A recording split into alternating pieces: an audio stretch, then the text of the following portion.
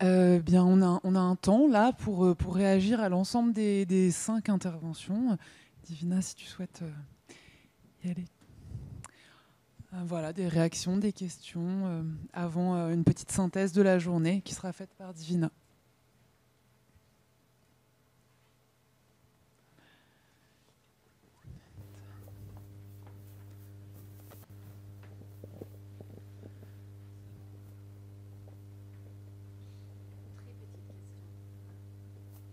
Merci beaucoup à l'ensemble des intervenants pour vos présentations passionnantes sur toutes ces questions. J'aurais une question sur la Wikipédia, les critères d'admissibilité. Et sachant qu'il y a des travaux également de recherche sur des négociations à l'interne, dans les coulisses, sur les critères de citation, est-ce qu'il existe, à votre connaissance, des discussions sur ces critères d'admissibilité, d'autant plus qu'on cherche à rendre visibles les personnes qui sont invisibles, donc peu médiatisées, alors que le critère de la médiatisation semble rester un critère figé. Voilà. C'était mon interrogation.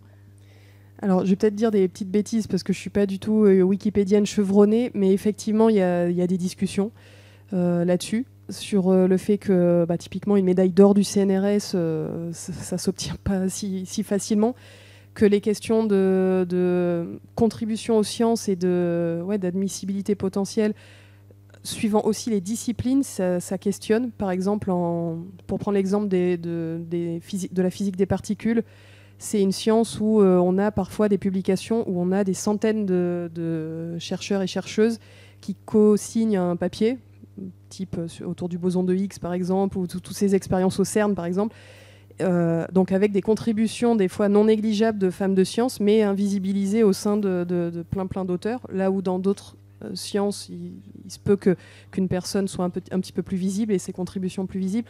Donc je pense, voilà, il y a des discussions en interne sur est-ce que ces critères-là, ils peuvent s'appliquer à tous ou pas. Est-ce par exemple, une jeune femme de science qui recevrait un prix du style lauréat l'UNESCO, à un moment donné, qui aurait été très médiatisée, et après qui quitte la recherche scientifique, il y a des Wikipédiens qui estiment que c'est pas légitime de publier quand une personne est médiatisée sur un temps très très court, même si ses recherches ont été mises en avant. Enfin bref, ça va un petit peu dans tous les sens, j'ai l'impression, les discussions.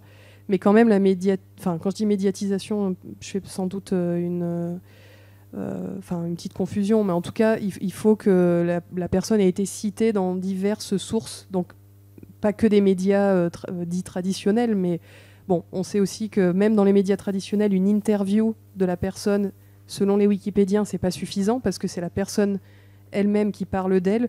Donc on pourrait estimer que qu'il y a un biais. Donc ils veulent à la fois beaucoup de sources, mais parmi ces sources, ça doit être des portraits et pas des interviews. Enfin, même pour moi, c'est assez flou. Et je pense que ça discute pas mal en interne, effectivement. Merci. Si je pourrais rajouter, c'est vrai que ça m'a touchée parce que je suis sur la Wikipédia, figurez-vous. On m'a pas consultée. Et alors, si on n'a pas les femmes de sciences, on a encore moins les femmes des sciences humaines. C'est vraiment une question, celle de l'invisibilité. Hein. Et je crois que je suis dans la Wikipédia parce que j'ai l'étoile d'or de l'Internet. Hein. Donc, quelque part, il y avait de l'or. C'est la seule raison. Et si vous avez été sur ma page Internet, vous savez qu'il y a depuis un moment un petit truc qui dit « ça manque de sources ». Voilà. Bon. Donc c'est typique de ce qui nous arrive, donc je me reconnaissais complètement. Et au Clémy, quand j'étais arrivée, j'avais créé le wiki concours, où justement on avait des wikipédiens qui venaient former les jeunes dans les classes, hein, et sur des thématiques très très locales, hein, le moulin du coin, etc. etc. quoi. Et c'était génial pour eux de travailler avec des wikipédiens. Et surtout, ce qui leur... la leçon à la fin, parce que vous parlez de ce qui se passe après, hein, c'est que après, les pages sont réécrites en fait. Hein. Donc eux, ils fournissent la première, la mouture, etc. Hein, et ils étaient parfois choqués des transformations qu'il y avait eu dans leurs pages. Mais c'était une bonne leçon de vie, quoi, de rédaction et de construction de la science comme ça en commun. C'est pas mal. Il y a une vraie différence en ce sens, je crois, sur les pages d'universitaires femmes et hommes. Les femmes, tu viens de nous le dire, on t'a créé ta page sans te tenir au courant. les collègues masculins ont plutôt tendance à créer leur propre page. Donc, je trouve ça très amusant. Ce qui est très déconseillé. Bonjour, merci pour vos interventions. J'ai une petite question qui s'adresse surtout aux deux premières intervenantes, vous qui travaillez en médiathèque, en bibliothèque. C'était de savoir quel est peut-être le retour du public, c'est-à-dire en termes de commentaires ou en termes d'emprunts. Est-ce qu'il y a un certain succès? Est-ce qu'il y a des critiques? Je vais bien commencer par répondre. Alors,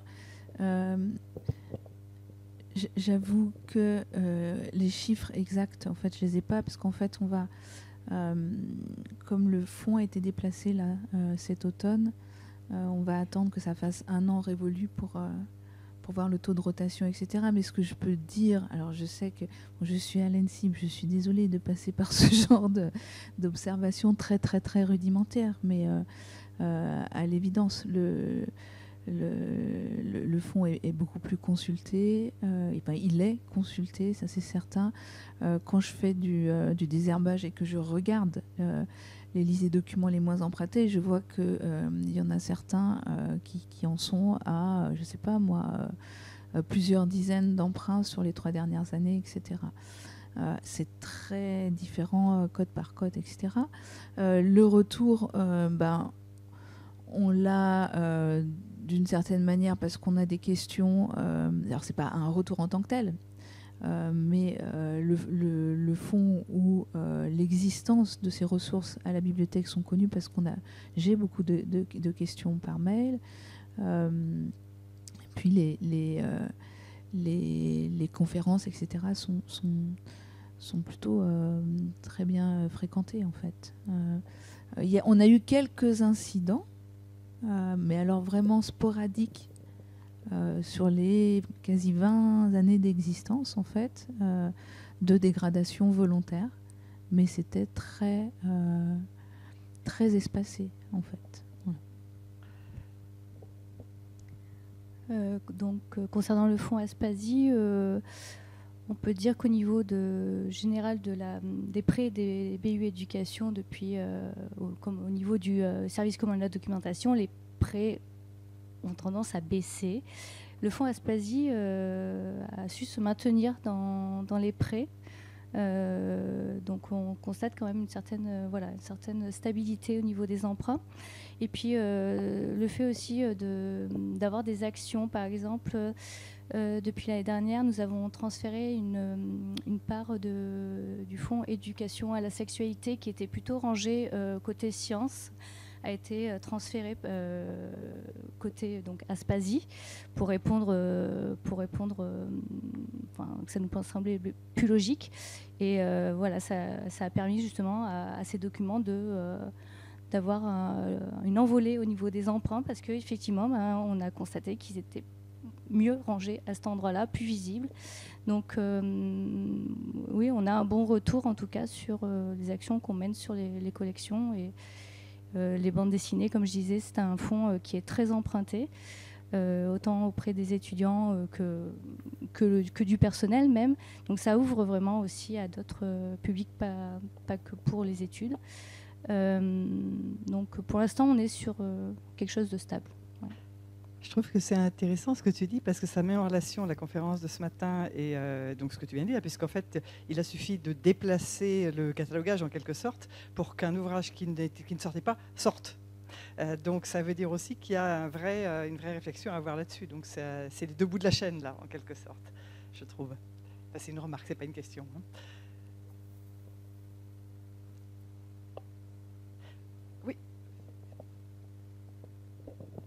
Oui, donc Alexandre, formateur EMI à l'INSPE Lyon.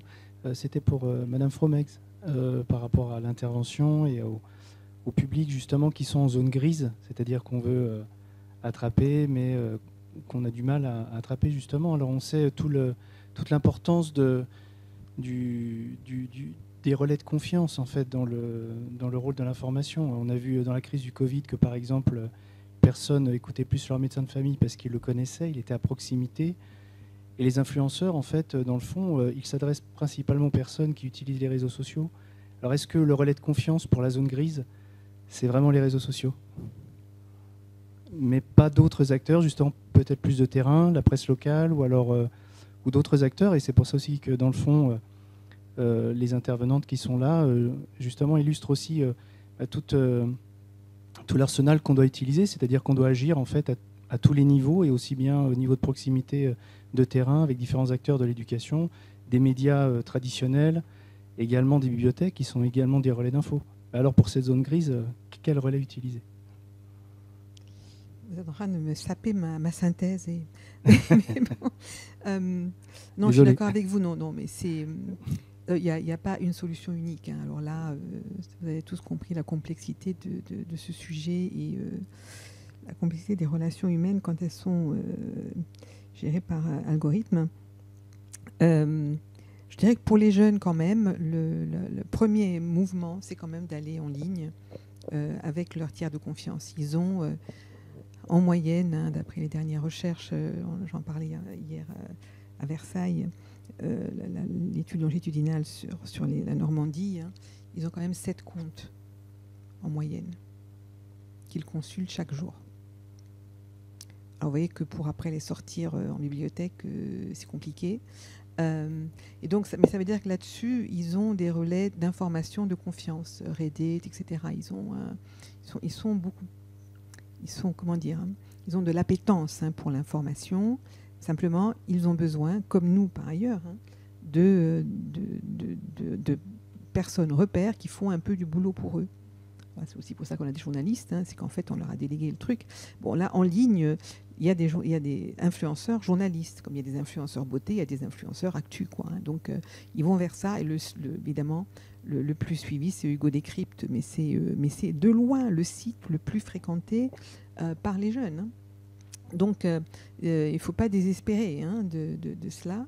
Alors, Hugo Décrypte est devenu un média à lui tout seul. Hein. Il est sur il se décline. Enfin bon, bref, il a fait comme il fallait faire. Mais par contre, ce qu'on remarque, c'est que ce qui se passe après ce premier, on va en ligne, c'est après, effectivement, hein, ils vont sortir vers des médias de masse, notamment la télé, qu'ils vont regarder avec la famille. Voilà, donc c'est quand même déjà, vous voyez, hein, c'est aussi pour ça qu'en ce moment, vous avez remarqué qu'au Clémy, dans d'autres endroits, on travaille la parentalité parce qu'on se rend compte, oulala, il y a des liens là qu'il faut recoudre, hein, des relais de confiance à installer dans la famille comme ça. Et puis après, il faut effectivement hein, aller vers les personnes autour de ce centre, de ce groupe-là, que sont les médiateurs, les animateurs, les bibliothécaires, etc. etc. Et c'est toutes ces personnes-là autour de l'enfant et de l'adulte qui va grandir hein, qui vont finir par, à mon avis, faire qu'on recrée du lien, de la confiance, hein, etc. Ils sont toujours extrêmement rassurés quand on leur parle DSA, etc., etc., qui est très très loin, hein, ces questions juridiques, hein, sont très rassurés quand on leur dit il y a des tiers de confiance hein, qui ont le droit de parler pour vous, d'intervenir pour vous à des lieux comme le Parlement, la Commission européenne, etc., etc., la LICRA, des choses comme ça. Ils sont rassurés qu'il y ait ça. Donc, il faut s'imaginer qu'en fait, ils se perçoivent extrêmement seuls,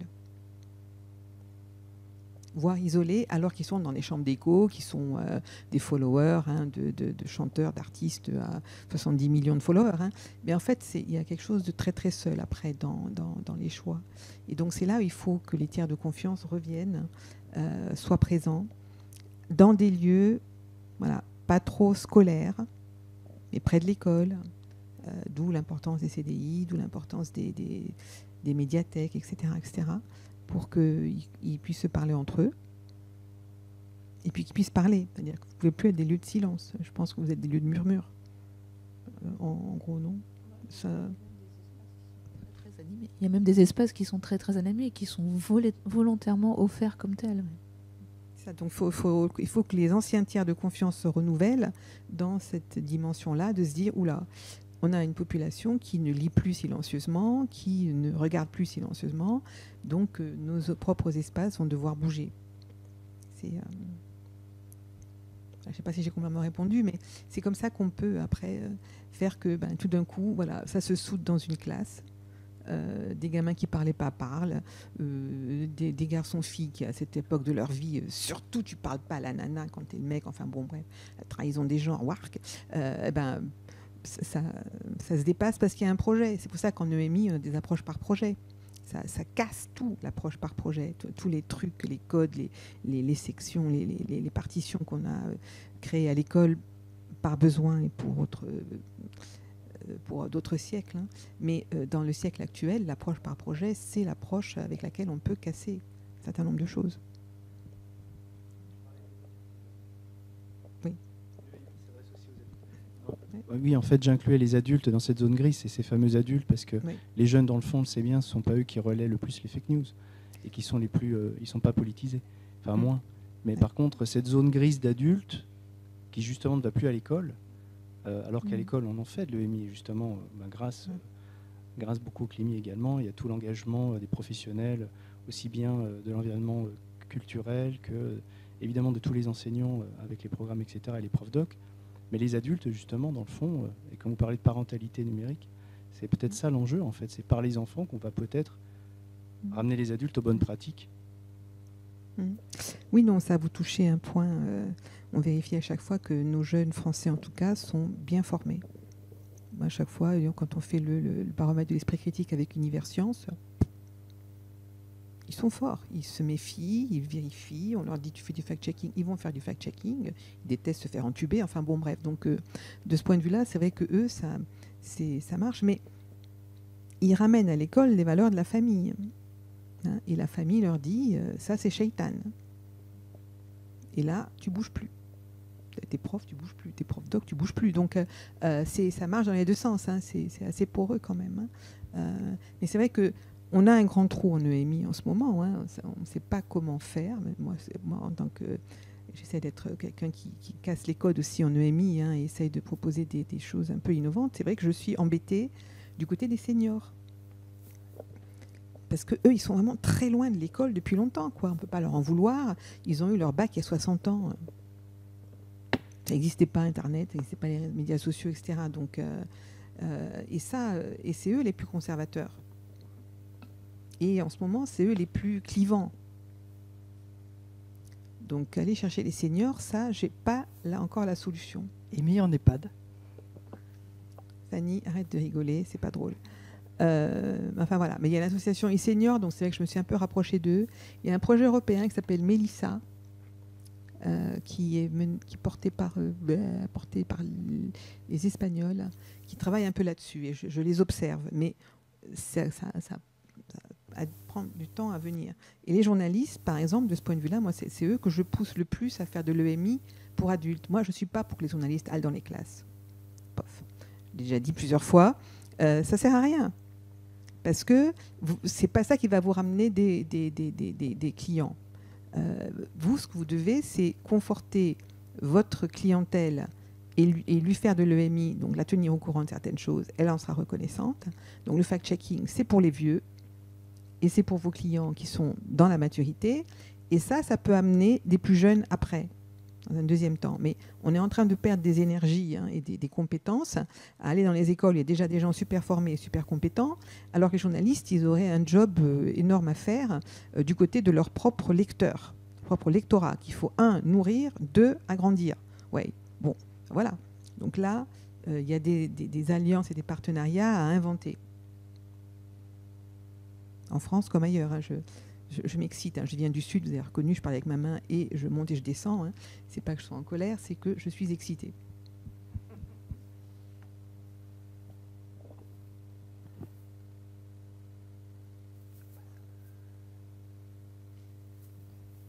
Tu synthétises ? Oui. Alors la synthèse, bon, c'est modeste, hein, et vous avez le droit de rajouter des choses, d'accord ? Bon, déjà dire que moi, bon, je me suis régalée quand même. Hein, c'était très stimulant. Et au début, je me suis dit catastrophe, c'est vachement hétérogène. Qu'est-ce que je vais trouver à dire? Dans le genre synthèse, je suis normalienne, hein, donc c'est très très compliqué ce genre de défi parce que je veux faire la synthèse. Hein, je suis formée à ça. Mais là, j'ai quand même été envoyée sur un certain nombre de choses très très différentes. Mais il y a des choses que j'espère pouvoir partager avec vous intéressantes. D'abord, ça m'a frappée. Vous avez toute une philosophie du changement. Vous n'êtes pas du tout statique dans vos métiers, dans la façon dont vous envisagez votre action. Et c'est pas juste, je fais mon métier, c'est-à-dire, bon, je collecte des bouquins hein, ou je forme à travailler sur les unes, hein, des choses comme ça. Non, c'est pas du tout ça. Hein. Vous dépassez la gestion des fonds, hein, l'état des lieux. Hein. Vous avez fait évoluer votre métier. Hein. Et d'une certaine manière, vous avez un rôle structurant dans vos actions à votre niveau, les unes et les autres. Hein. Que ce soit en bibliothèque, hein, que ce soit dans l'actualité. Et je trouvais qu'en particulier, bon, il y a un rôle structurant dans le choix des thématiques, par exemple, hein, parce que amener la question du sport, hein, par exemple, je trouvais que c'est encore très très dur à faire en France. Hein. Ça bouge, mais ça prend du temps. Ça me faisait penser au projet des Italiennes qui avaient aussi mis une influenceuse sur le sport, hein, parce qu'il y a vraiment des progrès énormes à faire. Hein. Là-dessus, le travail hein, aussi, parce que c'est effectivement encore un espace qui a l'air le plus simple à gagner. Hein. La parité, on peut la compter, etc. Mais alors bon, on a bien vu que dans la réalité, il y a encore beaucoup de choses dans les mentalités qui bougent lentement. Donc là, je vous trouve très féminine dans votre façon de faire. Et je vais insister sur le féminisme, la fémininité dans le féminisme, en disant qu'il y en a une, c'est la ténacité, l'attention aux détails et vraiment une vision holiste. On prend la bibliothèque dans son ensemble, hein, on prend la Wikipédia et on amène des Wikipédiens, etc. C'est vraiment cette façon hein, de se rendre compte hein, que ça joue à plusieurs niveaux. Et vous le montrez ça aussi avec les partenariats. Hein. C'est des partenariats, vous parliez hein, du local, hein, c'est vrai, mais c'est un sacré tissu local quoi, hein, qu'il faut aller chercher. Moi, pour faire ça aussi beaucoup au niveau européen comme français, hein, mettre les DRAC en même temps que les universités, la municipalité, des assos, etc., etc. Bonjour l'énergie. Hein. Et donc faire ça et le recommencer chaque année parce que chaque année il faut refaire. Voilà. Donc c'est là où moi je vois hein, le travail de fond qui est en train de se mettre en place hein, pour que ça se pérennise. Et alors du coup il y a des formats innovants. Ça j'adore. Dès qu'on sort un peu hein, des sentiers battus. Et donc je suis toute contente de mon hackathon, mais j'entends qu'il y a un éditathon. Voilà, qu'il y a des festivals. Hein. En ce moment justement pour ramener les vieux dont je suis, hein. Je ne vais pas de l'agisme hein, ou du sexisme là-dessus, hein. Mais pour ramener les vieux, moi je travaille sur l'idée de festival.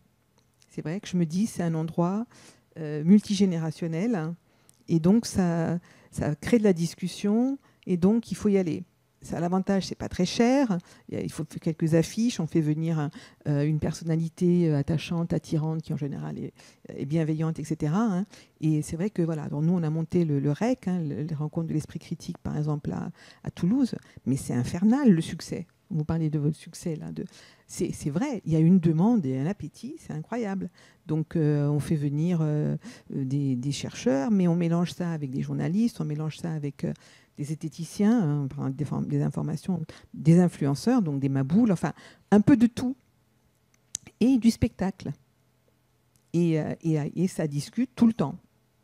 Voilà, donc c'est vrai que là, les enfants amènent les parents, mais les parents sont intéressés, restent jusqu'au bout, etc., etc. Donc et le Clémy et la communauté de communes viennent, hein, etc. Donc, et petit à petit, on trouve un peu de financement et on peut un peu pérenniser. Donc ces formats-là, moi, je les trouve très intéressants parce qu'ils décomplexent, parce que les gens disent des choses, se les disent, en se disant ça ne va pas durer trop longtemps, c'est un espace, je peux parler, puis après je repars. Un peu les espaces hein, ouverts et sécures à la fois, quoi. Hein. C'est ça qu'il faut arriver à trouver, hein, ces espaces-là, même en ligne, hein, mais voilà. Donc je trouvais que les différentes choses que vous avez présentées, hein, elles avaient cette capacité. Donc, il faut continuer à travailler les formats. Et même, bon, c'est ce qu'on fait avec le CLEMI et le MI, hein, même travailler la forme scolaire. Mais là, l'important, je crois, ce qui est apparu ici, c'est vraiment que c'est des formats qu'on travaille hors forme scolaire, qui a ses avantages et ses inconvénients. Bon, ben, on en fait son deuil, on avance, quoi. Hein. Donc ça, je trouvais ça très intéressant dans ce que vous avez dit dans les partenariats. Et du coup, il y a un fil rouge quand même, qui est cet effort de mise en visibilité, quoi. C'est ça qui vous drive. Hein. C'est pas assez visible, c'est pas assez visible. Alors oui, il y a les espaces physiques, je bouge mon espace. Il y a la Wikipédia, je bouge la Wikipédia. Le catalogue, je bouge le catalogue. Enfin bon, je crée des registres d'experts. Enfin bon, on voit bien hein, ce besoin d'arrêter d'invisibiliser la question ou les personnes qui la portent. Hein. Bon, et ça, c'est une prise de risque. Hein. Une prise de risque. Bon, qui peut être payante. Voilà, alors voilà, ça c'est ce que j'ai à peu près senti comme courant qui nous traversait. Je regrette de ne pas avoir été là ce matin parce que je pense qu'il y aurait eu des choses à faire comme ça. Alors, après, j'ai des trucs qui ne sont pas attachables. Là, c'est là où la synthèse tombe. Je croyais avoir à peu près réussi mon coup. Et puis, mais je ne peux pas ne pas le dire. Donc, voilà, donc hors synthèse, il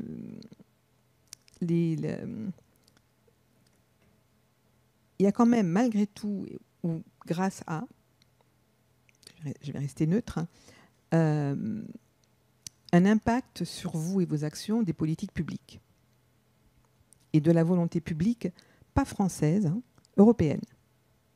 Parce que le coup de l'égalité homme-femme, hein, ça vient d'en haut, mais de très en haut, Europe. Alors moi, je le vis au niveau des projets européens, hein, où on voit bien que c'est... Mais c'est vraiment... Et on l'avait vu dans notre rapport. C'est pour ça que je me permets de le dire, parce que ça donne aussi du sens et on peut se réconforter ensemble de se dire il y a quand même une vision partagée quelque part. Et c'est une vision partagée en Europe. Et ça, je crois que c'est assez sincèrement porté par l'Europe. Je dis ça parce qu'en ce moment, ça bat de l'aile dans les mondes anglophones, donc je me réfugie dans mon espace européen. Mais il y a vraiment eu un impact des politiques, des directives européennes sur l'égalité, sur la parité, y compris dans le monde de l'emploi, hein, qu'on voit ruisseler un peu comme ça, par les initiatives, par les budgets, par des entités qui font du reporting, de la veille, etc. Et ça, je trouve que c'est pas mal. Et ça fait rentrer un peu le légal, qui est peut-être un des éléments sous-exploités ou pas très mis en visibilité du coup dans ce que vous dites là, si je pense à quelques manques thématiques par exemple. Hein. Or, c'est vraiment le deuxième pilier. Hein. Si le droit n'est pas là, on ne va pas y arriver. Hein. Il faut le droit, il faut répéter le droit, il faut réinterpréter le droit. Vous parliez des chartes éthiques. Moi, mon expérience quand on fait une charte éthique, c'est qu'il faut la refaire chaque année. On ne peut pas juste la transmettre à la génération d'après ou à la personne recrutée après. Si elle n'a pas vécu l'exercice de faire la charte éthique, de tailler le morceau hein, au comité de rédaction, au CLEMI ou autre, elle n'est pas réappropriée. Et une charte éthique qui n'est pas réappropriée régulièrement, elle meurt. Sauf kata, genre MeToo. Bon, on ne veut pas des kata tous les jours, vous voyez, c'est usant. Hein. Mais par contre, ça, dans mon expérience, hein, l'éthique, elle passe par ça. L'éthique est une pratique. On peut avoir les principes, on peut avoir le droit là-haut, etc. Très bien. Hein. Mais si ce n'est pas vécu dans les usages au quotidien, par l'éthique, ça meurt. Ça, hein, voilà. Donc peut-être se remettre ça un peu dans la tête pour rebondir après, quoi. Et c'est venu un petit peu aussi ce côté international, hein, quand vous parliez de décentrement du regard, hein, quand vous amenez aussi des ouvrages qui ne sont pas français. Donc tout de suite, hein, on reçoit hein, la variabilité des normes d'autres cultures, on est sensibilisé à l'altérité. Hein, donc je vois bien comment vous vous nourrissez aussi quand même hein, du fait que vous amenez ces ouvrages. Hein. Et tout ça, donc, je vais finir par l'EMI quand même. Sinon, à quoi je sers donc moi, j'étais contente côté EMI. D'abord parce que je considère que tout ce que vous faites, c'est de l'EMI, mais ça, c'est de l'impérialisme. Hein. Mais la dimension de l'information. Hein, je trouvais que vous avez aussi tous l'information en partage. Et l'information, comme je l'entends moi, qui essaie de pousser une théorie de l'EMI que j'appelle la translittératie, hein, c'est-à-dire vraiment le fait que l'information et que les cultures de l'information de nos jours, hein, elles sont interconnectées, quoi, hein. Les médias, les docs, les datas sont toutes dans le même combat. Donc, j'étais pas là ce matin, mais je récupère la personne du matin, parce que on est dans vraiment une approche où que l'information soit scientifique ou d'actualité ou autre, hein, elle passe par les nouveaux statuts de la donnée, hein, comme actif, pratiquement. Hein, ça dépasse l'archive. Enfin, vous sentez bien, hein, que vos propres domaines, hein, sont happés aussi, hein, par cette complexité croissante, hein, donnée au document quand il est pris dans la documentarisation du monde, hein, mais aussi dans la monétarisation du monde, hein, et dans toutes ces négociations. Donc je trouverais que c'était très, très bien vu. Hein. Et puis bon, alors les classes médias, le travail de l'éditaton, tout ça pour moi, c'est l'approche projet qui est tellement spécifique à l'EMI, hein, et qui permet de justement, ce qu'on disait tout à l'heure, hein, se décentrer aussi, hein, partager des compétences, coproduire, hein, et au bout d'un moment, donc voilà, se parler, se battre, enfin débattre sans se battre, comme je dis toujours. Voilà, merci.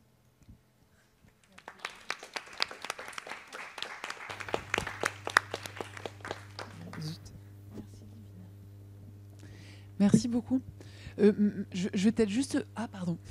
Je voulais juste vous partager un autre format, parce qu'on parle de guerre, un autre format des Wikipédiens, la WikiWar, qui va vous plaire, je pense. L'idée, c'est de partir d'une page, n'importe laquelle, et d'arriver à une autre, donc a priori une sur la thématique que vous avez envie de traiter. Et vous faites un match entre deux personnes qui doivent arriver le plus vite possible sur la page d'arrivée en ne passant que par des liens internes à Wikipédia.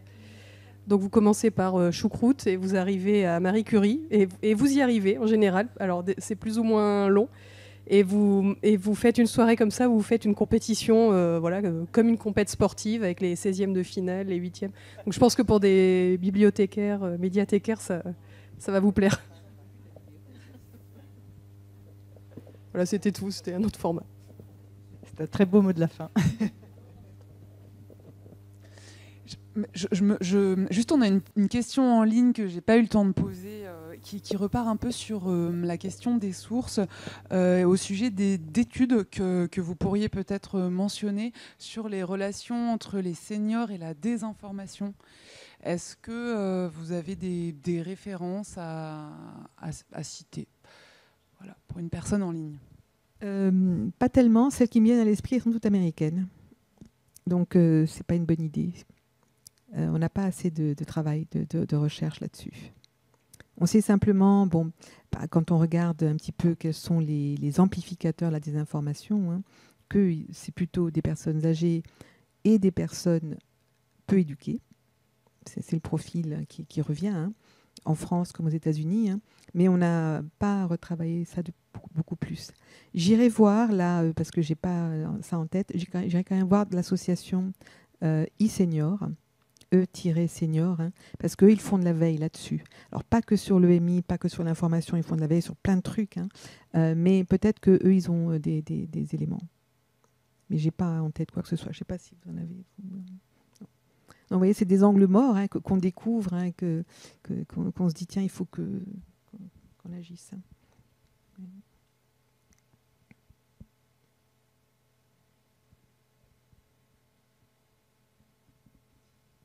Désolée pour le en ligne.